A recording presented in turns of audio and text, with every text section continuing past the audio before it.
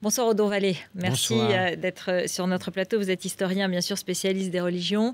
Il est 19h15. Dans 3 quarts d'heure, à 20h précise, Benoît XVI ne sera plus pape. C'est un fait inédit. La dernière fois, c'était en 1294. Et le trône pontifical restera vacant jusqu'à l'issue du prochain conclave. Qu'est-ce qui va se passer maintenant pour lui, pour le Vatican? Comment est-ce qu'on peut savoir? Parce que c'est la première fois qu'on assistait à des images incroyables. On est rentré à l'intérieur du Vatican aujourd'hui.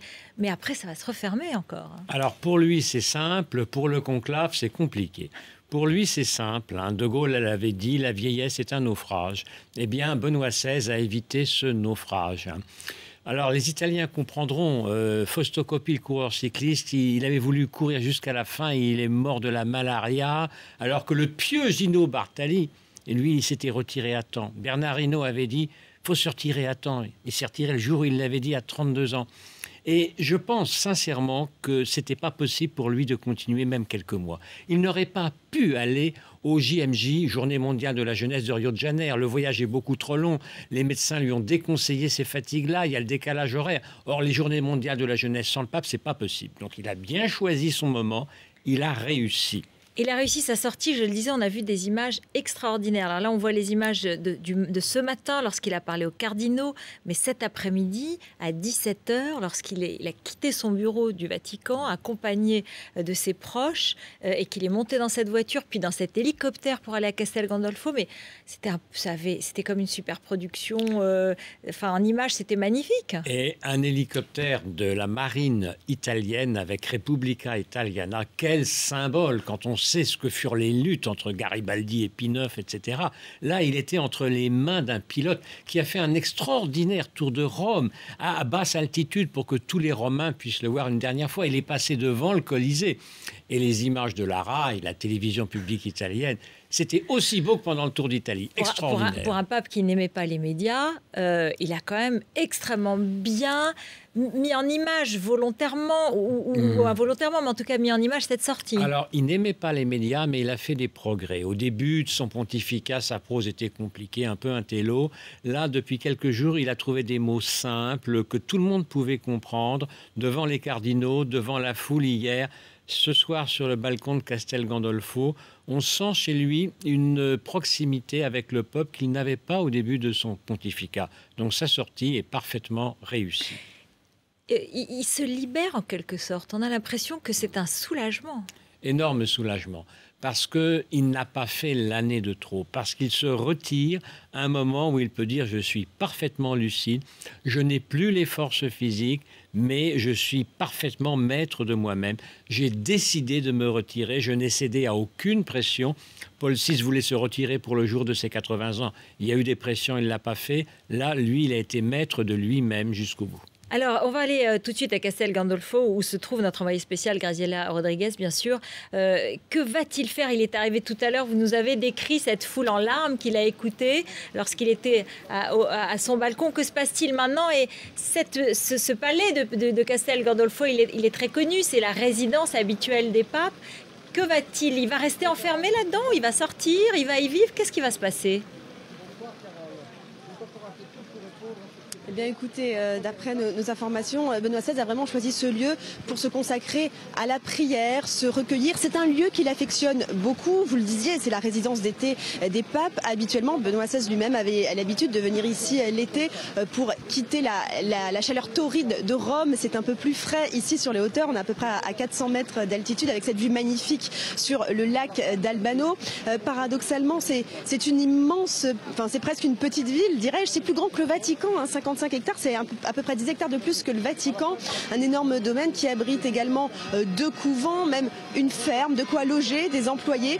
Finalement un lieu très vivant, mais dans lequel Benoît XVI va rester isolé, se recueillir, se consacrer à la prière, à ses réflexions théologiques, peut-être même écrire comme il en avait l'habitude pendant ces longues années. Vous savez qu'il a écrit de nombreux ouvrages.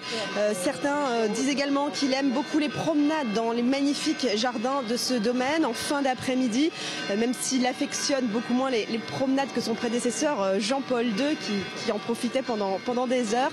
Voilà ce que l'on peut dire à l'heure qu'il est, alors que vous l'entendez, les cloches sont encore en train de résonner ici ici à Castel Gandolfo comme un dernier au revoir à Benoît XVI qui s'est donc retiré dans le silence. Symboliquement, vous le voyez sans doute derrière moi, les portes de cette résidence d'été qui sont toujours ouvertes se refermeront à 20h comme pour clore le pontificat de Benoît XVI et les gardes suisses qui en gardent l'entrée se retireront et regagneront le Vatican. Merci beaucoup Graziella, donc en direct depuis Castel Gandolfo. C'est totalement inédit, un pape émérite et un pape qui sera choisi par le conclave. On va l'écouter, Benoît XVI a promis aujourd'hui d'être obéissant. On va l'écouter, il l'a dit aux cardinaux comme s'il fallait préciser les choses. Oui, c'est ça, d'emblée dire je ne jouerai pas un rôle occulte, je ne serai pas un pape bis. On va l'écouter. Parmi vous se trouve le prochain pape, auquel je promets déférence et obéissance inconditionnelle.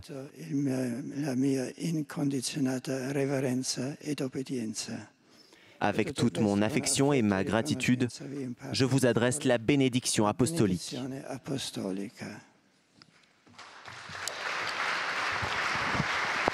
C'était donc ce matin.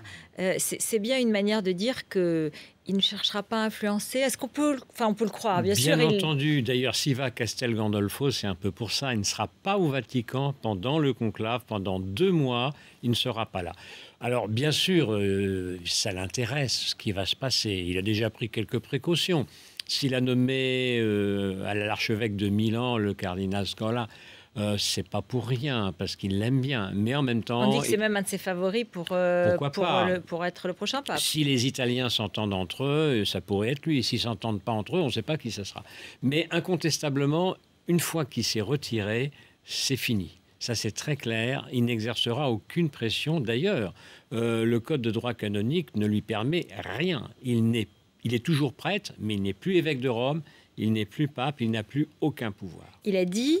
Je ne serai plus pape, mais un simple pèlerin. Voilà, c'est ça, pèlerin sur la terre. Sur la dernière étape de la vie sur Terre. Terrestre, bien voilà. sûr. Non, mais ça, on peut lui faire confiance. Qu'est-ce qu'il fera? Il priera, peut-être il écoutera la musique. Il adore Mozart, Bach, etc. Peut-être il écrira. Il a sûrement encore quelques notes, quelques inédits, mais il n'interférera pas avec ce que fera son successeur. Avant de parler de ce qui va se passer, qu'est-ce qui restera pour vous de ce pontificat, l'essentiel? Je pense qu'on ne pourra le savoir que dans quelques années. Pour l'instant, on a noté bien sûr les scandales, les abus sexuels de certains prêtres, mais là il a été sévère, Benoît XVI, beaucoup plus sévère que son prédécesseur qui était tout le temps en voyage et qui n'avait pas le temps de gérer la maison.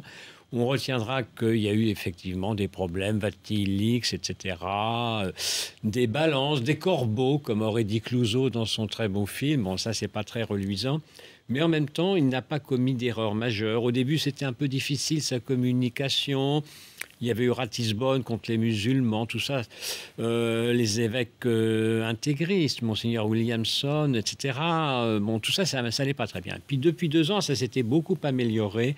Et je pense qu'il est dans la continuité de Jean-Paul II, qui, d'une certaine manière, l'avait appelé auprès de lui. Donc, entre les 2 pontifes, il n'y a pas de différence sur le fond. Sur la forme, oui, mais pas sur le fond. Qu'est-ce qui va se passer? On dit déjà qu'il y a des batailles internes entre les Italiens et les évêques des autres pays. Les Italiens veulent que ce soit très rapide, que le conclave arrive très rapidement. Les autres aimeraient un peu plus de temps. Il y a déjà des rivalités. Il y a ce fameux livre noir sur les scandales que Benoît XVI n'a promis de donner qu'à son successeur. Ça veut dire qu'il peut y avoir dans le conclave des évêques, des cardinaux qui seraient impliqués dans quelque chose? Ça veut dire surtout qu'il y a une grande perplexité, parce que beaucoup de cardinaux ne s'attendaient pas à une fin aussi rapide du pontificat de Benoît XVI. Certains estiment probablement qu'il aurait dû aller comme Jean-Paul II jusqu'au terme de sa vie. Il y a un archevêque australien, un évêque français qui l'ont dit. Peut-être on demandera au futur pape, mais alors si on t'élit, est-ce que tu restes jusqu'au bout comme Jean-Paul II, ou est-ce que tu t'en vas quand tu estimes être trop vieux? Ça, c'est un premier point. Alors, est-ce qu'on va aller plus vite ou pas? Normalement, le conclave devrait s'ouvrir entre le 15 et le 20 mars, mais Benoît XVI a permis par un motu proprio qu'on l'ouvre plus tôt. Les Italiens aimeraient bien aller vite. Les Italiens n'ont pas eu de pape depuis Paul VI. Ils aimeraient bien avoir un pape, c'est clair. L'archevêque de Milan est sans doute favori. Angelo Scola. Voilà, mais c'est pas sûr que tous les cardinaux soient d'accord. Ils voudraient approfondir les sujets. Ils voudraient qu'il y ait des temps une tendance vers la réforme des institutions, vers une meilleure gouvernance, vers une plus grande transparence financière. Vraiment, est-ce qu'on peut assister à une plus grande, justement, une mini-révolution dans l'Église, dans la curie romaine, sur plus de transparence, plus de démocratie? C'est un grand mot, mais enfin, plus de... Vous savez, révolution, tous les cardinaux ont été créés, comme on dit, soit par Jean-Paul II, soit par Benoît XVI. Ils sont sur la même ligne, il n'y aura pas de révolution, il n'y aura pas de femmes prêtres, hommes mariés ordonnés peut-être, et encore, divorcés, remariés, admis au sacrement peut-être, femmes diacres peut-être, mais il n'y aura pas de révolution. Mais au moins sur le fonctionnement, plus de transparence. Sur le fonctionnement, plus de transparence, ça c'est une exigence. Sur les finances, sur les mœurs. Et surtout qu'on travaille ensemble et qu'on ne fasse pas, comme disait le général de Gaulle, cuire sa petite soupe dans son petit coin. Donc il faudrait que le pape puisse réunir un conseil des dicastères, c'est-à-dire des ministres chaque semaine. Il faudrait qu'il soit jeune, il faudrait qu'il ait les forces pour ça. Ça va être l'un des enjeux du conclave. L'autre enjeu, c'est évidemment la nationalité. Un Italien, si ce n'est pas un Italien qui, il y a beaucoup de papadilés. L'Autrichien. Un Autrichien dominicain, le cardinal de Vienne, pourquoi pas, mais il n'a pas que des amis, et pourquoi pas un autre, le cardinal de Budapest, et d'autres. Pourquoi pas un Français, même si les chances sont réduites. Mais si ce n'est pas un Italien, c'est très ouvert. Mais sur le plan, si vous voulez, des réformes de fond, il ne faut pas espérer beaucoup de nouveautés. Sur la forme, peut-être. Il faudra certainement un pape qui sache communiquer, un pape qui sache s'adresser aux foules. Et puis la question des langues. L'anglais devient très important maintenant au Vatican, comme partout. Il y a un Canadien qui est aussi sur la liste des papes. Oui, mais il est francophone, le Canadien. Il est conservateur. Mais voyez-vous, autour de France, la langue numéro 1, c'est plus le français, c'est l'anglais. Au Vatican, ça joue. Vous savez, il y a 1,2 milliard de baptisés. Il y en a beaucoup aux États-Unis. Il y en a dans les pays africains anglophones. De plus en plus, on sent que dans cet univers mondialisé, il faut qu'il y ait un pape qui puisse, je dirais, non pas séduire, mais convaincre le plus grand nombre sur 5 continents. Ça n'est pas simple. On en reparlera. Merci beaucoup, Don Vallée. Vous reviendrez avec nous pour décrypter certainement le résultat du conclave. Il faudra d'abord qu'on en connaisse la date. Ce sera certainement bientôt, vous le disiez, durant le mois de mars. Restez avec nous. C'est tout de suite le journal de Rachid Mbarki. Et puis, il ne restera plus qu'un quart d'heure avant l'heure fatidique. Et nous serons avec Monseigneur Potvin, le porte-parole de l'épiscopat français, et avec Bernard Lecomte. À tout de suite.